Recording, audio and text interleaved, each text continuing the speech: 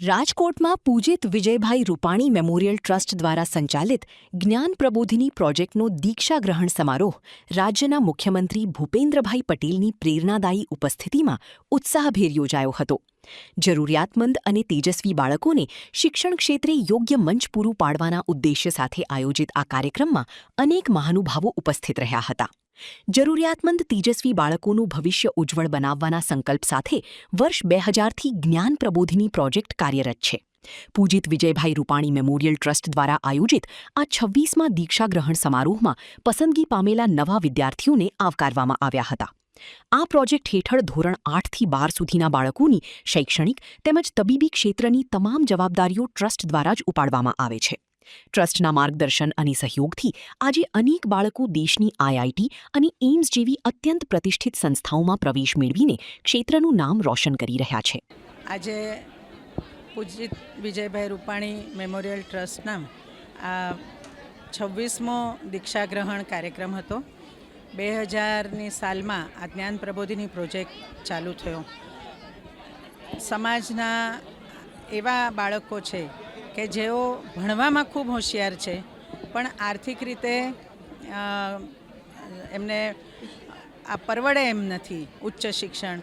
એવા બાળકોને અમે 7મા ધોરણમાં જેને 85%થી વધારે માર્ક્સ આવ્યા હોય એવા બાળકોની અમે પરીક્ષા લઈએ છીએ. દર વર્ષે લગભગ 650 થી 700 બાળકો રાજકોટના આ પરીક્ષા આપે છે અને એમાંથી મેરિટ પ્રમાણે 40 થી 50 બાળકો સિલેક્ટ કરીને એ બધા જ બાળકોને ઇન્ટરવ્યૂમાં બોલાવીને એમની ઘરે અમારી આખી ટીમ એમનો આર્થિક બેકગ્રાઉન્ડ, એમનું સોશિયલ બેકગ્રાઉન્ડ બધું ચેક કરીને જરૂરિયાત મુજબ 20 થી 25 બાળકોને અમે દર વર્ષે સિલેક્ટ કરીએ છીએ 8મા ધોરણ માટે. અને 8માથી 12મા સુધી એમની તમામ શૈક્ષણિક જવાબદારી, એમને એડમિશનથી માંડીને આવવા જવા માટે cycle, uniform, school bag, books, notebooks, એમને પેન્સિલ રબર પણ પોતાનો લેવાની જરૂર પડતી નથી. એવી રીતે અમે એમને 8માથી 12મા સુધી દત્તક લઈએ છીએ. એમના મેડિકલ પણ કે કોઈને ઓપરેશનની જરૂર પડી કે કોઈને તાવ આવ્યો તો પણ ટ્રસ્ટ જ એમની બધી જવાબદારી લે છે. આ બાળકો 12મા પછી પોતાની કરિયર ચૂઝ કરે અને સારી જગ્યાએ ડૉક્ટર, એન્જિનિયર, ચાર્ટર્ડ એકાઉન્ટન્ટ કે આઈએએસ, આઈપીએસ થાય. એટલા માટે આ જ્ઞાન પ્રબોધિની પ્રોજેક્ટ ચાલુ કર્યો છે. સાહેબની હંમેશાની એક ઈચ્છા હતી કે જ્ઞાન પ્રબોધિનીના બાળકો પણ આઈઆઈટીમાં જાય, નીટ પાસ કરીને એમ્સમાં જાય. ગયા વર્ષે જ અમારા 4 બાળકો આઈઆઈટીમાં પણ સિલેક્ટ થયા અને એમ્સમાં પણ 4 બાળકો પ્રવેશ મેળવી લીધો.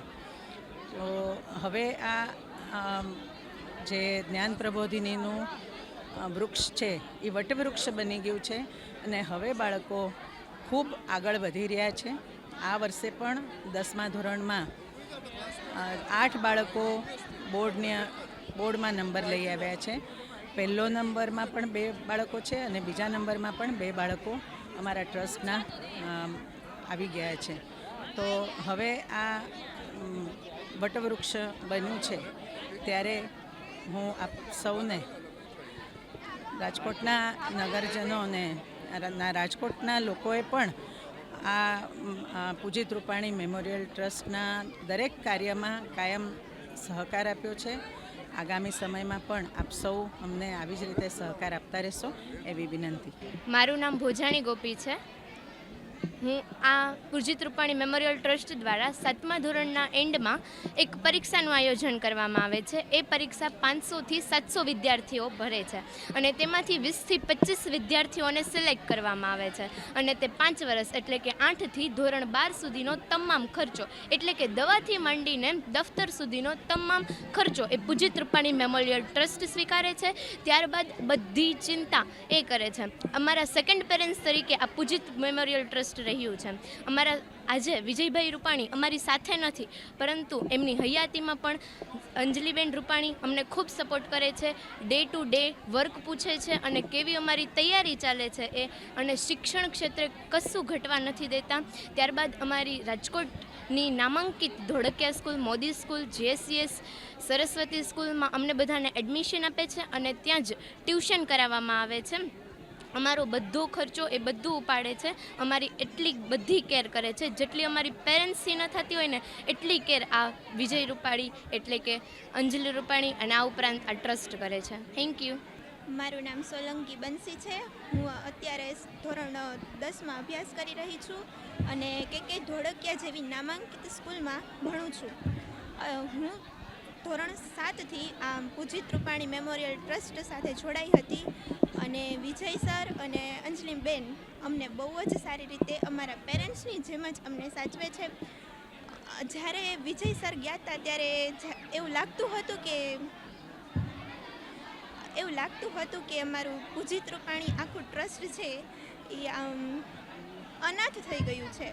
અમારા સેકન્ડ પેરેન્ટ્સની જેમ જ અમને અંજલિ મેડમ અને વિજય સરે બંને સાચવ્યા છે અને તમામ મેડિકલ ખર્ચથી લઈને ભણવાની તમામ સુવિધાઓ અમને પૂજિત રૂપાણી ટ્રસ્ટ પાડે છે. અને જેવી રીતે સ્કૂલમાં મિટિંગો હોય એવી રીતે મેડમ અમારી મિટિંગ લઈને અમારા બધા હાલ પૂછે છે, પરીક્ષામાં જે માર્ક્સ આવે છે તે પૂછે છે અને અમને સારી રીતે સાચવે છે.